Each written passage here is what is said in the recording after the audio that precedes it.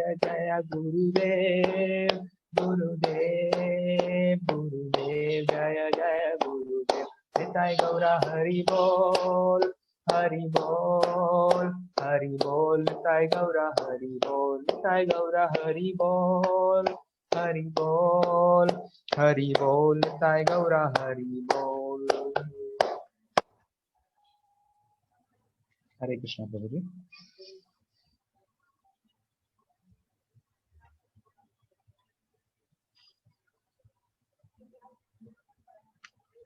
Hare Krishna, Prabhu. Yes, Prabhu. Hare Krishna. You can start, Prabhuji. Yeah. Okay. So, Hare Krishna devotees, thank you for joining 12th day of Gita Yajna. 18 days continuous Yajna is happening. So, thank you for joining, and we'll start with the small prayer. Then we'll continue. Om Namo Bhagavate Vasudevaya. Om Namo Bhagavate Vasudevaya. Om Namo Bhagavate Vasudevaya. Narayanam Namaskrityam Naram Chaiva Narottamam Devim Saraswatim Vyasam Tato Jayamudhirayate Nashtaprayeshu Abhadreshu Nityam Bhagavata Sevaya Bhagavate Uttamasloke Bhaktir Bhavati Naishtaki Mukam Karoti Vachalam Pangam Langayate Girim Yat Kripa Tamaham Vande Shri Gurum Dinatarinam. Om Ajnanatimirandasya Jnananjana Shalakaya Chakshurum Militamena Tasme Shri Guruve Namaha. Namo Vishnu Padaya Krishna Prastaya Bhutale Srimate Bhakti Vedanta Swamiti Namine Namaste Saraswate Deve Gauravani Pracharine Nirvishesha Shunyavadi Pashyata Deshatarine. Jai Shri Krishna Chaitanya Prabhu Nityananda Shri Advaita Gadadhara Shivasadi Gaura Bhakta Vrinda. Hare Krishna, Krishna Krishna, Hare Hare, Hare Rama, Rama Rama, Hare Hare. So once again, thank you all and welcome to 12th day of Gita Yajna. Today we're going to discuss 12th chapter of Bhagavad Gita, devotional services. So before moving to that, let's have a quick recap of chapter 11, what we learned all yesterday. Devotees would have nicely explained. Just to give you a kind of glimpse of chapter 11 is in the chapter 11, Arjuna wishes to see the universal form of the Lord and begs for his mercy so that he can see. Krishna shows the form and he also explains that is a temporary. While sitting on a chariot, Arjuna could see in place unlimited expansions of universes because of the divine vision given by Krishna. Because otherwise with this naked eye he could not have seen. That is a divine vision given by Krishna. Arjuna describes his universal form as how Adbhuta it is, and finally says he is disturbed to see the frightening of all destructive of Kala, Rupa form type, how the major activity is happening inside that body of Virat Rupa. To Arjuna's question, Krishna replies that he is a time, Kalosmi says, and how everyone other than Pandavas are already put into death. So Krishna is confirming that all the enemies of Pandavas have been killed. They are all dovering into the body of Virat Rupa. Arjuna glorifies prayers to Krishna and is begging for forgiveness of familiarity with Krishna. As a childhood friend, they were, jokingly said so many things. He is asking for forgiveness. Arjuna requests to see the two-armed form or four-armed form of Krishna, which is more beautiful, Sham Sundara form, and establish Krishna as a supreme, and Krishna can be understood only through the devotion service. So this is the glimpse of chapter 11. Now we'll move on to chapter 12. Okay, so so we'll read sloka 1 and then try to explain few points here. Arjuna uvacha evam satata yukte me bhakta swaparyupasate ye chapi aham aksharam avyaktam tesham ke yogam vittamai. Arjuna inquired, which are considered to be the more perfect, those who are always properly engaged in your devotional service, or those who worship the impersonal Brahman or the unmanifested?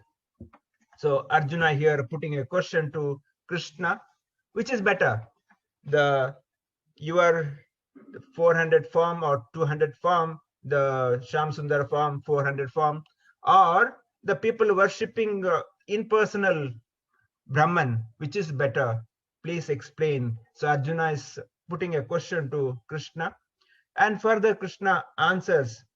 Now, the few points are given here. Devotees can read from the slides. The few points we want to kind of explain here is that many places you would have seen Krishna saying, he starts saying that Manmana Mabadto Madhyaji Namaskuru. He's saying, please pay obeisance to me, please surrender to me, Sarvadharma Parityaja. He says everything, he says me. Here also in the chapter, many places you can see Krishna is saying, you do to me. Now the question comes, is he such a egoistic person? Why is every time he's asking, do to me? Is that something out of ego? Now, I want this to be a bit interactive. If a devotee is assembled here, anyone who is a good businessman or working in a top corporate company, can you unmute and speak? Anyone? Quick. Have a quick answer. No? Silent? Okay. Shashadhar Prabhu, are you there? Hare Krishna, yes, Prabhuji. Okay. I want you to quick introduce yourself. He's Supreme Lord, he's perfect. No. I want you to no, one second, Prabhu. Sorry. No. Shashadhar Prabhu, one second. I want you to introduce yourself. What is your qualification? You able to hear me? Pay obeisances. No, one second. I think you are not listening. Okay, Amarapit Prabhu. Yes. Amarapit, are you there? Hare Krishna, Prabhuji. Hare Krishna. So, yes. What I want is that quickly introduce yourself. What is your qualification? Yeah. So, BE Computer Science. Okay. Where you are working? Public sector bank. Okay. What is the position you were in? I am an officer. Okay. How many people reporting to you? Nobody. Okay, fine. So what I'm trying to come back is that suppose you introduce that my name is Amarappa Jagannath Das. I'm working for so company. I'm so many questions I have, and so many people are reporting to me. If you say that, is anything wrong in that? No, Prabhuji. If you're telling the fact, right? Yes, I'm telling the fact. Nobody reports to me. So similarly, Krishna is saying that I am the Supreme Lord. Everything comes from me, and everything belongs to me. I am the eternal. Then is there anything wrong in that? No, Prabhuji. Then why people are saying Krishna is egoistic? I'm trying to answer that question. Hope devotees will understand what I'm trying to say. So many places it's said that Krishna is out of ego, he's talking. So that is the point I'm trying to make. So many places throughout the Bhagavad Gita, Krishna says that everything belongs to me. Everything comes out of me. So that is not the out of ego. He is giving the fact. That fact is for our benefit, so that we understand. We don't go and surrender to somebody else. We don't go and do something wrong. That's why for our benefit he is telling this. We need to understand this fact. So the worshipper of impersonal are less perfect and undergoes more difficulties. Now, why this imperfection, the impersonalist come? Yes, there is a reference of impersonal, because Krishna being a Supreme Lord, he can be impersonal also. He can be smallest of smallest, he can be biggest of biggest, and he can be without body also, because he can be anything. But at the same time, if somebody says he's impersonal, he doesn't have body, that is wrong. Now, example, I have body, I have form, my father had form, his father had a form, and our original father of every living entity, if you say he doesn't have form, it's a kind of a stupidity, right? How can it be logically fitting? Now, that is a point I'm trying to make here. Krishna is a person, he is not imperson. That is the point I'm trying to make. We'll move on to the next point here.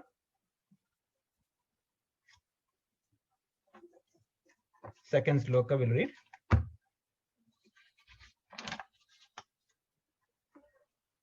The Supreme Personality Godhead said, those who fix their minds on my personal form are always engaged in worshipping me with a great transcendental faith and are considered by me as most perfect.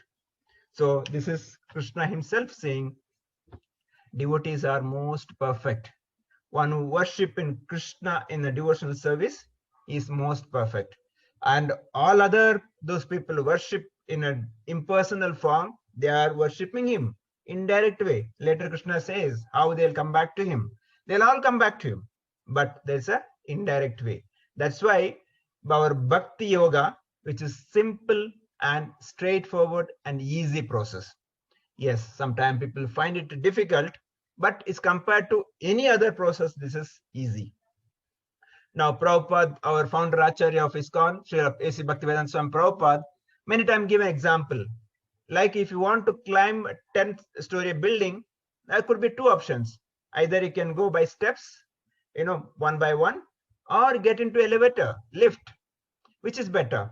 Elevator straight away takes you to the 10th floor, and you just get in and stand there, press the button, that's it. Whereas the steps, you will have to go one by one, one by one. So what is the danger in going by steps? We will get tired, it's difficult, and possible that we may not reach also. We may not reach up to 10th floor. We may tired and will stop. Whereas we get in the lift, there's a straight process it takes you. That's why the result is certain and it's easy and it's a simple process. So that's why Bhakti Yoga is very simple. That's the whole, this chapter talks about devotional service. That is called Bhakti Yoga. Okay. So we'll move on to the next two other points. So impersonal worshippers are worshipping unmanifested, it's all pervading, inconceivable, unchanging. Now, all these people do worship the impersonal body. I don't want to name the religion or cult.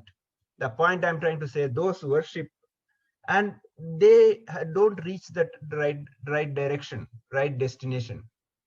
There is a live example. One of our Swamiji in ISKCON, few years before, he was traveling from America to India. On the way in Kuwait airport, he had a stopover. He had a 3-4 hours stopover. He was, in the airport he was sitting. Normally, when a devotee gets a few minutes time, what he does? He takes his chanting beat and starts chanting. So Maharaj also kept his bag on the corner and took a small Radha Krishna photo from his bag, kept on the bag and sat and started chanting Hare Krishna, Krishna Krishna, Hare Hare, Hare Rama, Rama Rama, Hare Hare. So while this chanting going on, the duty manager of the airport, he was passing by. He stopped and said that, "Mister, what are you doing here?" I said, "I'm doing my prayer." Okay. Then he saw this photo, and then he said, "How can you put you pray to this photo?" He said, "This is my Lord." Then that duty manager said, "How can you put your Lord in a small photo?" Yes, Maharaj said, "My Lord can become the photo also. My Lord can become biggest big also." So this discussion was happening. So at that time, the prayer azan in the Muslims, the prayer azan we call it, the prayer call came, And this airport manager said, "My dear sir, give me a few minutes. Let me do my prayer and come back to you." So he went to the prayer, and Maharaj continued chanting. And after his prayer, the duty manager came back, and now Maharaj asked him, "My dear sir, do you think your Lord has heard your prayers?" He said, "Yes, why not?" "Then when you pray, did your Lord see you?" He said, "Yes, why not? My Lord has definitely will see me." Then Maharaj told him, "If your Lord has to hear, that means he has got ears. If your Lord has to see you, that means he has got eyes. That means he has got a body. Then how can you say Lord doesn't have a body?" Now the duty manager said, "My dear sir, this is the first time somebody explained me with the logic, with the scientific, proof. And thank you very much." And he went to the duty free and purchased a very expensive watch and gifted to Maharaj. So this is the real incident happened in a few years back. The point is that Krishna is not impersonal. Krishna is person. Krishna can come and stay in our deity form, and he can be Virat Rupa also. He can be gigantic also. He can be bigger than biggest also. That's why in our altar, the mandir at home, we worship Krishna in the form of photo or as a deity, and it's not kind of an unauthentic the process, right? Now, Srila Prabhupada gives example. If you want to send a letter to a post, what you do? In the roadside, we find a red box, which is written Indian Post, and we put the letter.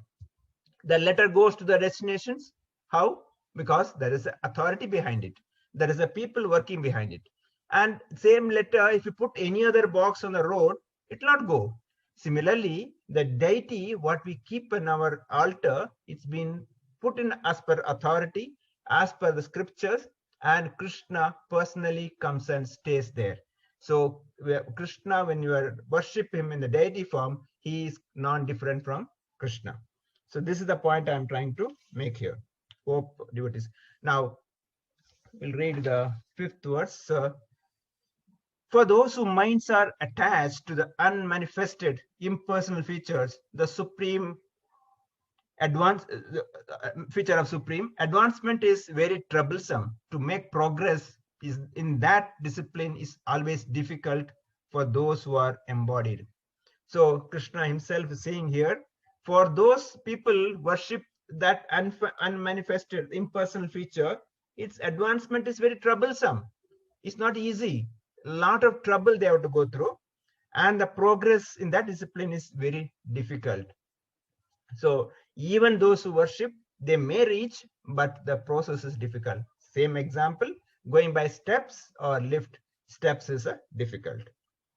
Yeah. So they do so much welfare work. They surrender after many births. So Krishna says, Manushana Sahasreshu, he says, out of millions of people, very few will come. And who understand Vasudeva Sarvamiti, who understand Krishna, Vasudeva is everything, then that person will come only to Krishna consciousness. That will become a real devotee. Others, they go through so much trouble and so much delay. Now, there is another story, remembers. There was a zamindar. He was like this impersonalist or kind of an atheist. So in that village, there was a Brahman who was doing his puja part every day. He was worshipping. So this zamindar is always criticizing the Brahman. Hey, what are you doing? Why do you worship that stone? Why do you worship this? He was always doing a criticism of this Brahman. So after hearing so many days, Brahman also thought, let me teach him a lesson. One day, this Brahman took a photo of this zamindar and went to the city market, and he hanged the photo of the zamindar on a tree and took a broomstick and cow dung, mud, and kept everything on the center of the market. All the people are watching, and they know this zamindar. When zamindar's photo kept, everybody started coming. The people are crowded. Now this Zamindar, Brahman took a broomstick, started hitting to this photo of Zamindar and started throwing the mud to the photo of Zamindar. Now people who were there, they came running to Zamindar and reported to Zamindar, this Brahman, see what he's doing. So Zamindar came running and started shouting, why are you hitting my photo? Then Brahman said, I'm not hitting to you, I'm hitting this photo. What is your problem? No, it's my photo. Then Brahman said, yes, the deity worship is Krishna, is non-different. How you attach to your photo, similarly, Krishna is attached to his photo. Krishna is attached to his form. So that Zamindar is made it understand. And same way, we also need to understand Krishna in the photo or Krishna in the deity is non-different from Krishna, the real Krishna. Yeah. So that is the point I'm trying to make here. Next, we'll move on to 6th verse. 6th and 7th together. But those who worship me, giving up all their activities unto me and being devoted to me without deviation, engaged in a devotional service, is always meditating upon me, having fixed their minds upon me, the son of Pruta, for them I am swift deliverer from the ocean of birth and death. See here, in this particular, how many times Krishna said, me, me, me, me, me. He says, those who worship me, those activities unto me, devoted to me, and those who meditating upon me, and whose minds are remember me, throughout is saying me, me, me, because we need to understand who is Krishna is. It's not out of ego. That's why I first take an example of, see, somebody is introducing himself as it is. It is not out of ego, is giving the fact.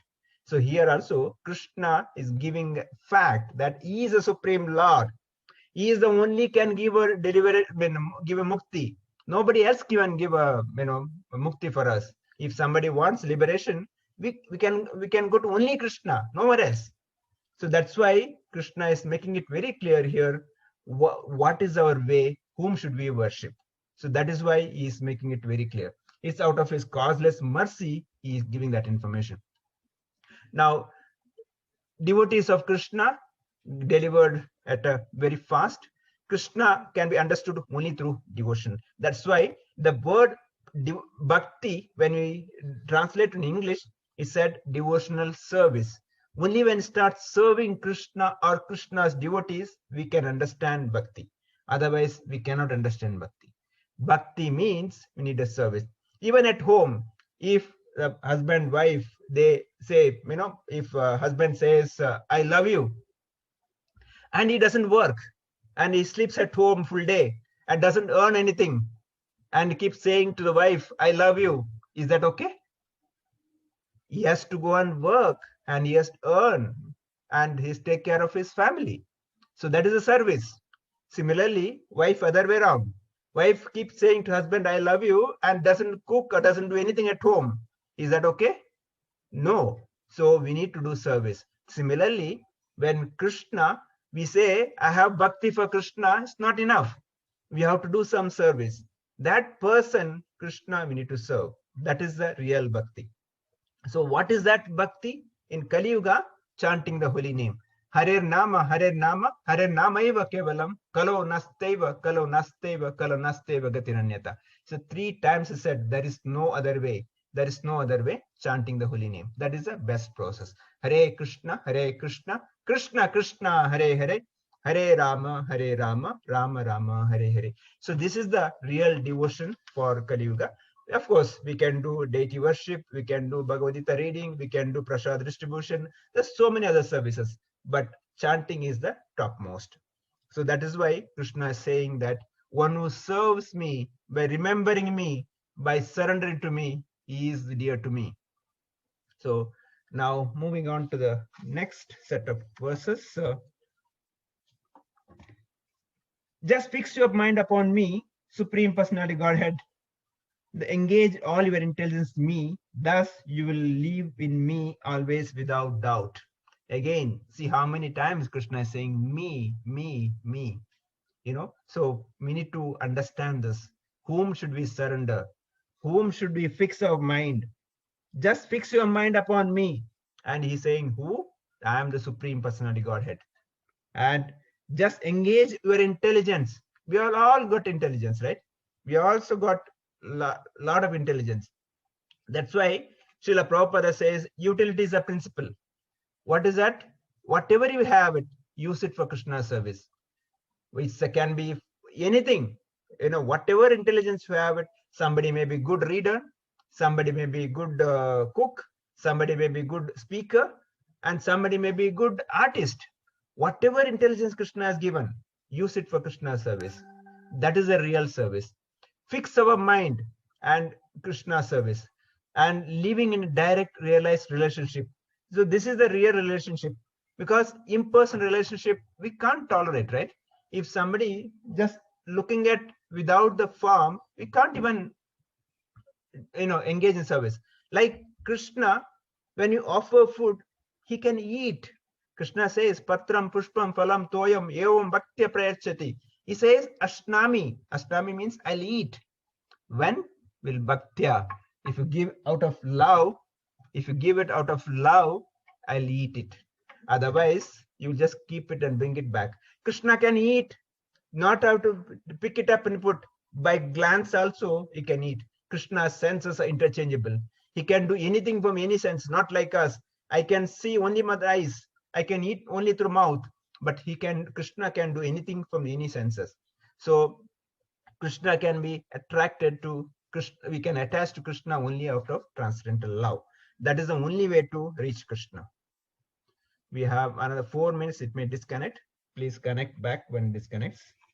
So 9th verse, Krishna says, if one cannot fix one's mind on Krishna's regulative principles of Bhakti Yoga under the guidance of spiritual master, develop attachment for Krishna. So how do we develop attachment? By serving. Srila Prabhupada gives a lot of examples, like newly married couple, those days, arranged marriage, they don't know each other. But when they start living together, start serving each other, that's why they develop attachment. Similarly, when we start serving Krishna in the deity form, when we're serving Krishna's devotees, we start developing the attachment. That attachment, real love, that turns into love. That is how we progress in our bhakti. Yeah. Next, we'll move on to the next sloka.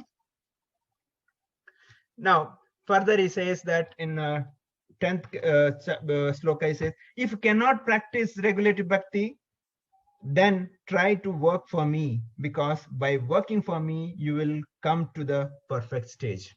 Now, we are all grastas, right? We are all have to work, because this is a common question. Prabhu, how can I work 24 hours Krishna? And I have to take care of my family? I have duties? Yes. Nobody says give up your duty. Do a duty and use it for Krishna's service. So that is how we can engage ourselves in a Krishna service. Like what we work, the earning, what we have it, use it for Krishna service. How we can engage? We can use it by distributing prasadam, distributing Bhagavad Gita, or even using our house for Krishna service, arranging programs, or even making nice mandir at home, altar at home. There's so many ways we can use it. Krishna says, you engage in my service, work for me.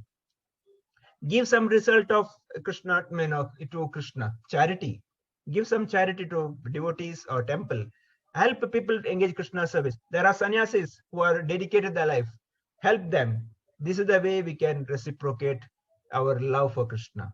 So whatever given by Krishna, whatever salary or income we get, that's also coming from Krishna only. We are giving just what belongs to Krishna.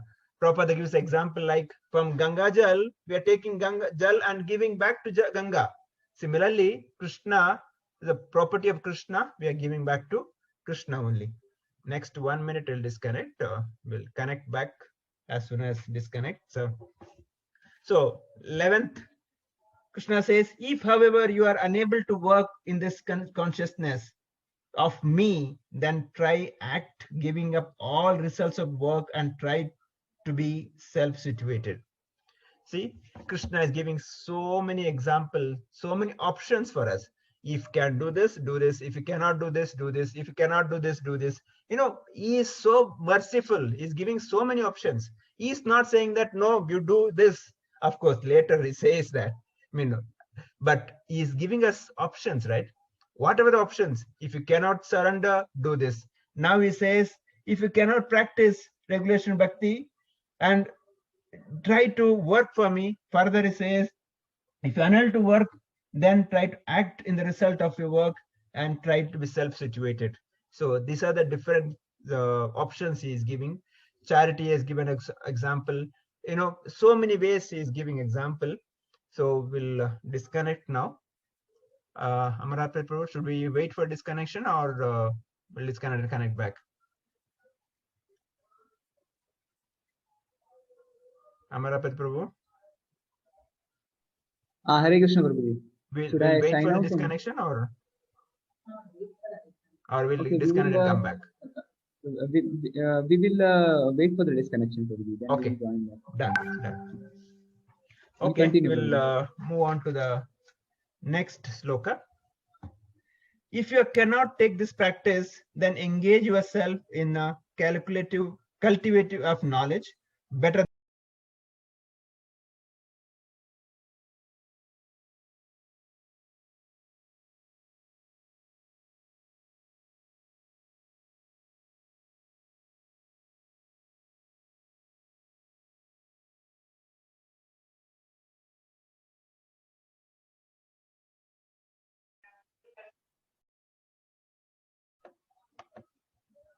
Okay, shall we start?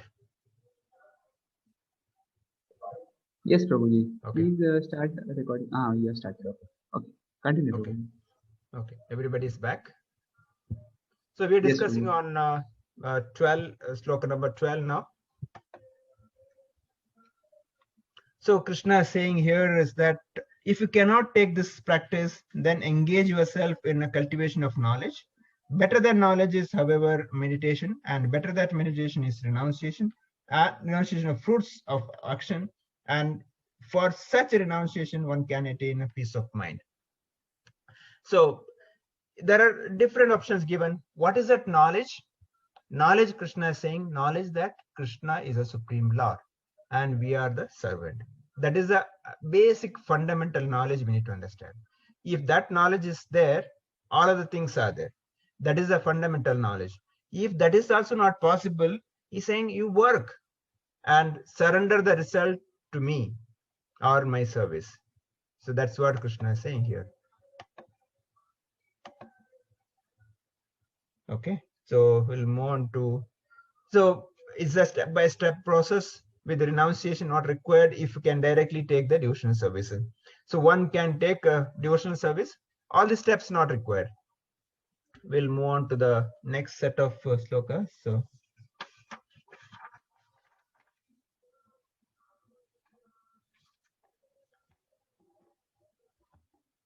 thirteenth and 14th together.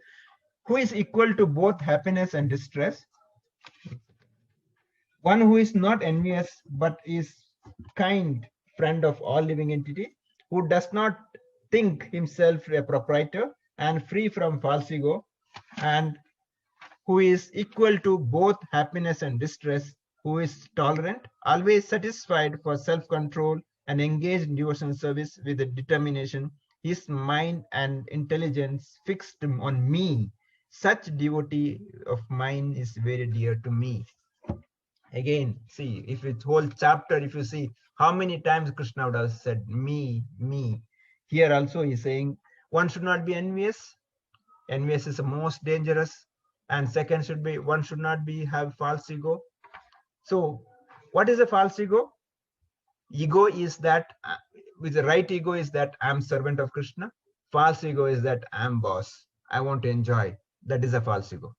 And he's saying one should be tolerant and we should be, kind of equipoised for both happiness and distress.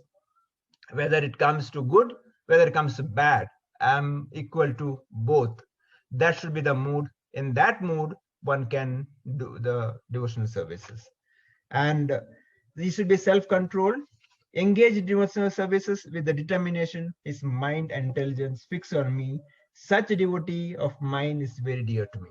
So if you all want to be liberation, if you all want to mukti, if you want all dear to Krishna, Krishna is giving a path for here. Krishna is giving a way out. How do we reach Krishna? So step by step is giving. And such people are not disturbed by any circumstances. It could be good, it could be bad. Everything will happen Krishna's mercy. So that is the ultimate understanding here. List of qualities are given. Should be tolerant, should be satisfied, should be self-controlled, determined in devotional services, mind intelligence fixed on Krishna, can develop these qualities through regulative principles. Now, what is the regulative principles? Regulative principles, Srila Prabhupada, our founder Acharya of ISKCON, has given us just a basic 4 things. Very, very simple. What are those 4 things? No meat eating. Why? Because Krishna says, Aham bija pida prataha. He says, I am the seed giving father for every living entity. Whether it's a goat, whether it's a cow, whether it's a chicken, everybody's father is Krishna. Krishna says, they are all my children. Now, how can we kill our brothers, sisters? Because if Krishna is the father of everybody, every living entity, our father also Krishna, cow's father also Krishna, goat's father also Krishna, then we are all brothers, sisters. How can we kill our brothers, sisters? Which father will agree to this? So that's why Krishna is saying, no meat eating, no illicit sex, no sex outside the marriage, no intoxication, alcohol, all those things, no intoxication, no gambling, all this, the basic, no gambling, no meat eating, no intoxication, and no what did I say? Okay, so these are 4 things, the basic fundamental, the regulative principles we need to follow. When we follow this, we try to become human beings. Otherwise, we are many times 2-legged animal like. We had to see in the animal world doesn't happen so many crimes, but human world, so many crimes happens. Animals are much better compared to human in this today's world, because we don't follow this basic 4 regulative principles. So with that principle, we can become, or we can acquire these basic qualities. Further, we'll read 15.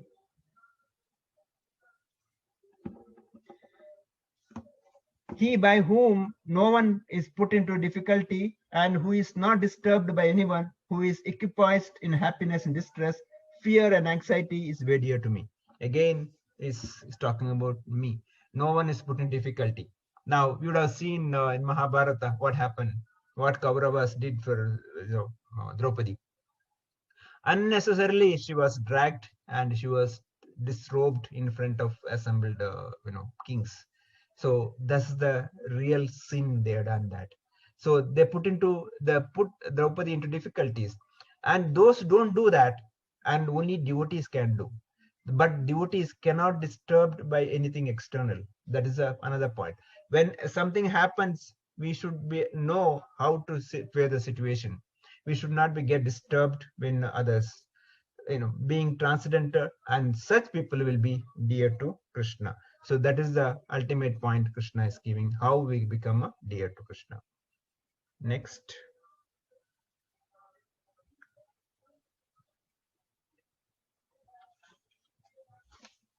Next, 16th. My devotee, who is not dependent on ordinary course of activities, who is pure, expert, without cares, free from all pains, and not striving for some result, is very dear to me.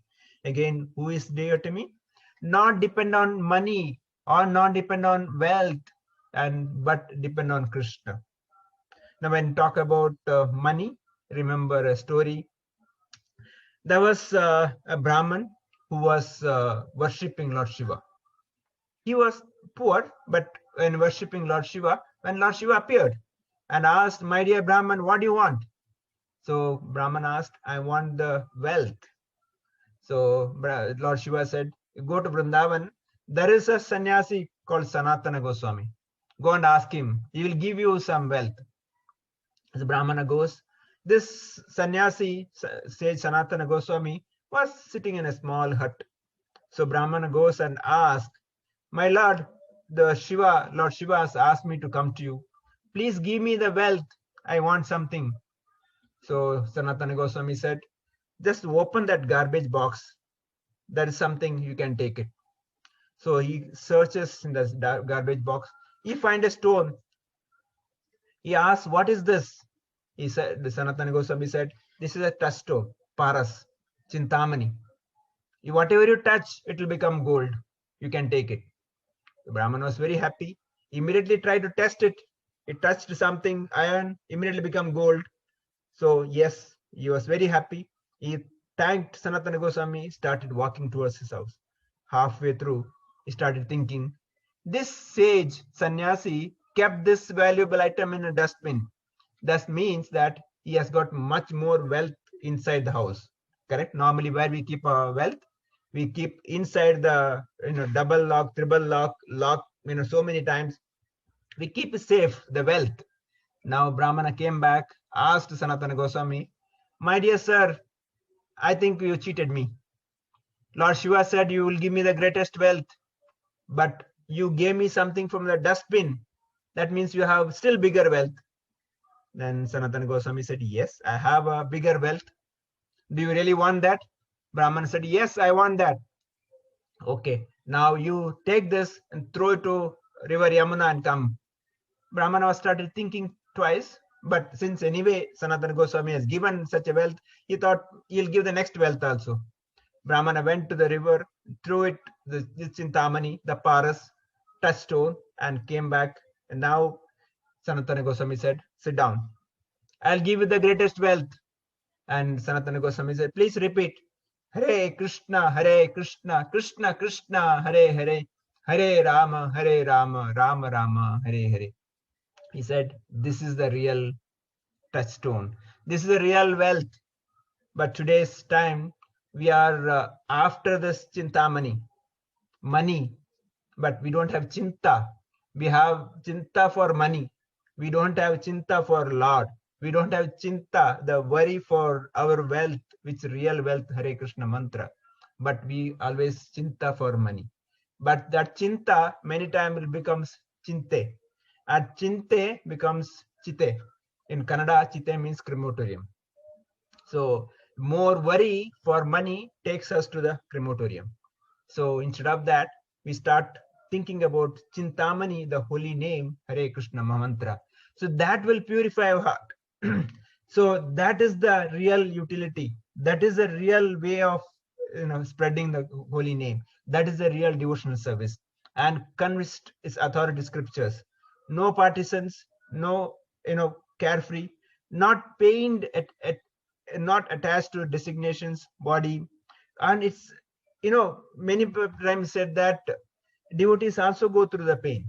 It's not that devotees are immune to the pain, but our Acharya says that the pain is inevitable, because in this material world, Krishna says, Dukkhala Mashashvatam.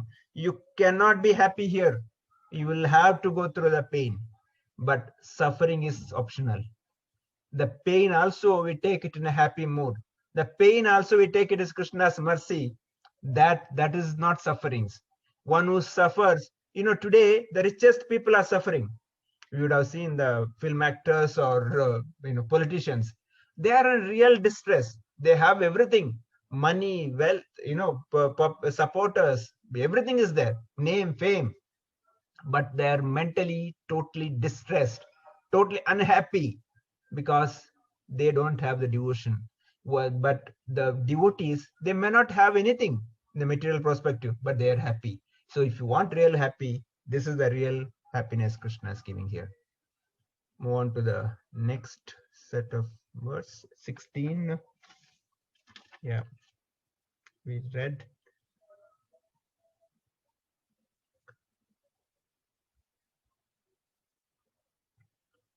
Yeah, to 17th we read. One who neither rejoices nor grieves, who neither laments nor desires, and who renounces both auspicious and inauspicious things, such devotees were dear to me. Again, Krishna is saying, who is dear to him? We need all this detachment, material enjoyment, does not rejoice, does not, grieve, renounces auspicious, inauspicious, accept all risk for the sake of Lord. There are so many examples how Hanuman took all the risk of jumping from Rameshwaram to the Sri Lanka because for the sake of Lord. In the process, he had to face so many difficulties, and even after landing Lanka, he had to face so many difficulties, but he could succeed because he had a Lord's mercy with him, Lord's blessings with him. Similarly, whatever difficulty we are facing today, that will go. Krishna says, like we have at different seasons, rainy seasons or winter or summer. One after the winter, summer will come. After summer, winter will come. Similarly, the happiness today, it will go, sadness will come. Today I'm sad, tomorrow sadness will also go, happiness will come. I remember a story here. There was a king, was nicely placed, but one fine morning he was attacked by the enemy kings, and his kingdom was defeated. His soldiers defeated, majority of soldiers killed, and king had to run away from the battlefield, and he went to the forest. He lost everything. He lost his kingdom, he lost his family, he lost everything, and he ran and survived in a forest. There was a sage. So he went and approached the sage, asked him, what can I do, my dear sir? So sage wrote a piece of paper. He gave a 2 pieces of paper and he gave it to the king. And he said, one paper you read it when you are happy, other paper you read it when you are unhappy. Now king thought, I am in a real distress, wandering in the forest. Let me read what sage has written. He opened it and sage has written, this will also go. The day will come, this will go. So immediately he realized, yes, this distress only temporary, and he immediately went to the village, started arranging his army, and within few months he has built up his army and went back to the fight and again regained this kingdom. So now kingdom is back, his family is back. Now you open another slip. Wanted to see what is that. Now sage has written, this will also go. So message is that whether you are happy, unhappy, that's temporary, that will go. So in our life also, that is a lesson we need to understand. We'll read the next.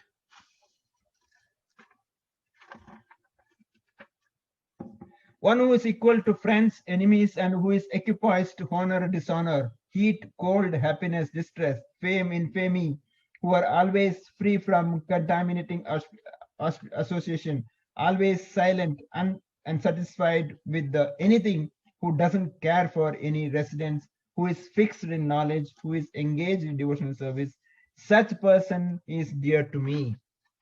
Again, Krishna is saying, who is dear to him? We have to have all these qualities. Give up the bad qualities. Silent. But what does it silent means? Prabhupada says silent means not keeping quiet. Silent means speak only about Krishna, nothing else. Those who speak all nonsense, Prabhupada says, they're like a croaking frogs. You know what the croaking frogs? They invite snakes. They get killed. Similarly, when we speak nonsense, it's called prajalpa. When we speak nonsense, we invite problems. So instead of that, speak only about Krishna. That is the real, and it's not attached to anything. And fixed and determination, knowledge that I need to serve Krishna. So that is the conditions required. Happy in all conditions, equal in dualities, honor and dishonor. That's why Chaitanya Mahaprabhu said, Trinadapi sunichena, tarorapi sahishnuna, amanena manadena kirtaniya sadahari. You give respect to everybody, but don't expect anything in return. Don't expect any respect. You should be humble and should be tolerant. With that mood, kirtaniya sadahari. Always chant Hare Krishna, Krishna Krishna, Hare Hare, Hare Rama, Rama Rama, Hare Hare. Such person will be happy and such person will be dear to Krishna. That is what Krishna is saying here, 18 and 19. We'll move on to the next.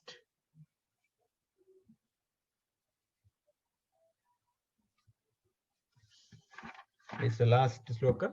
So here, before moving into, we do a small summary of what we discussed. So Arjuna's question to Krishna, who is better, whether working for Krishna or working for impersonal, which is better. So Krishna is making it very clear throughout the chapter, in the 20 slokas, is at least 50 to 60 times he said, me, surrender to me, worship me, think about me, use your service for my service, everything me, because that is the real devotional service. That's why the whole chapter is named devotional service, and that is the real devotional service. Like, normally at home we make sandwich, right? Sandwich, we make the bread on the top, bread on the below, and middle we put a filler. The taste of the sandwich is in that filler, whatever you put, whether a chutney or tomato or butter, whatever, that is the real taste. Similarly, out of the 18th chapter, the middle 6th chapter, and that too this 12th chapter, is the real filler, real tasty. That is the real devotional service. So when we take up this chapter, understand this, we understand who is Krishna and start serving Krishna in that mood. That is a real devotional service. Krishna replies that personalist is the topmost, one who worship. So easy to worship Krishna, right? We can have a photo of Krishna, and if you are authorized, we can have a deity, we can worship. Or if not, just photo of Krishna, Krishna is there in that.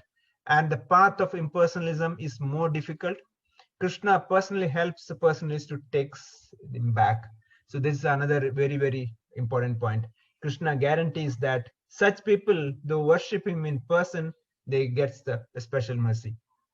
The progressive path of leading to pure devotional service and transcendental qualities developed by Bhakti Yoga. There's so many qualities explained here in the previous verses. So what is that best way to reach Krishna? Just surrender to him, just serve him, serve in whatever the way, whatever earned, engaged, whatever the intelligence we have used for Krishna. And if nothing can be done, just keep chanting. If cannot do anything, keep chanting. That's for that anyway, it doesn't require any wealth, doesn't require any intelligence. Just chant Hare Krishna, Krishna Krishna, Hare Hare, Hare Rama, Rama Rama, Hare Hare. And more important, that Krishna says, you serve my devotees. Now there was argument, which is greater? Sky is a greater, because sky is so huge, right? Now somebody said, no, but greater than sky is a cloud, because cloud can cover sky. Yes. So then somebody said, no, greater than cloud is wind, because wind can move the cloud. Somebody said, no, greater than wind is mountain, because mountain can stop the cloud. With the great mountains, clouds can be stopped. Now somebody said, no, the whole mountain is sitting on earth, so greater than mountain is earth. Then somebody said, so greater than earth is a Lord, because Lord is the one holding it. And when we ask this question to Lord, Lord says, who is greater? He says, greater than me is my devotee. One who serves my devotee is dear to me than one who serves me. One who claims that I am your devotee is not my devotee. One who claims that I am devotee of your devotee is my devotee. By serving Krishna's devotees, we become dear to Krishna. So in the whole chapter, Krishna is giving us a different process, how we can take up the Krishna service. So in Kali Yuga, Chaitanya Mahaprabhu, who is non-different from Krishna, who has come in the Radharani and Krishna's combined form as Chaitanya Mahaprabhu, who gave this holy name, Hare Krishna, Krishna Krishna, Hare Hare, Hare Rama, Rama Rama, Hare Hare. He was doing the Sankirtana every day in one of his associates, Srivas Thakur's house. And the Sankirtana was stopped by the Muslim Chandkazi, who was kind of minister of the Mughals. So when the local actually the enemies were not outside. Muslims were the enemies. Our own people went and complained. Our own so-called Brahmins, so-called Pandits went and complained that these people are irritating. These people are creating problem by chanting the holy name. So Chand Kazi came and stopped this the Sankirtana. He broke Mridanga. So Chaitanya Mahaprabhu started this protest. He arranged the greatest protest, the first ever protest, by having the Nagara Sankirtana. Thousands of people with the carrying the lamps and carrying Mridanga, Kartal, made several groups and started chanting and started proceeding to Chandkazi's house. Lakhs of people coming. So Chandkazi got frightened and he was hiding. And finally he came out and he was started begging Chaitanya Mahaprabhu, you are like my nephew, and why you are doing this? Then Chaitanya Mahaprabhu said, if you are my uncle, then why are you hiding? Why are you running away? Of course, there is a reason for saying this. He is your nephew, because in Dwapara Yuga, Chandkazi was Kamsa. The Kamsa's rebirth, and Krishna himself, Chaitanya Mahaprabhu. In that perspective, Kamsa is the uncle and Chandkazi is that uncle. And finally, Chandkazi himself surrendered to Chaitanya Mahaprabhu, and he himself took up the chanting the holy name and started telling to his followers that hereafter in Navadvip, the chanting the holy name cannot be stopped. It will continue. And that is how even today, the chanting the holy name is going on everywhere. That's why Chaitanya Mahaprabhu said, this my name has to be spread every town and village.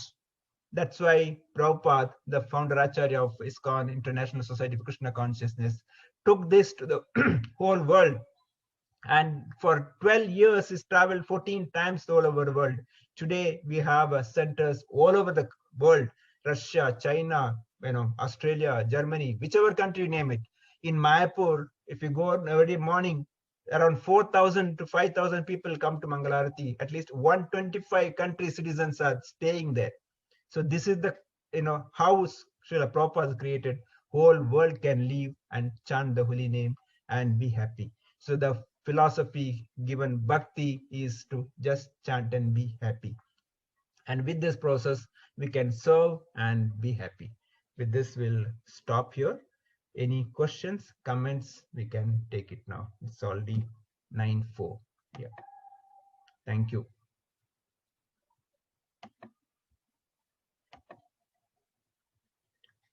Devotees can unmute and ask questions or comments, realizations.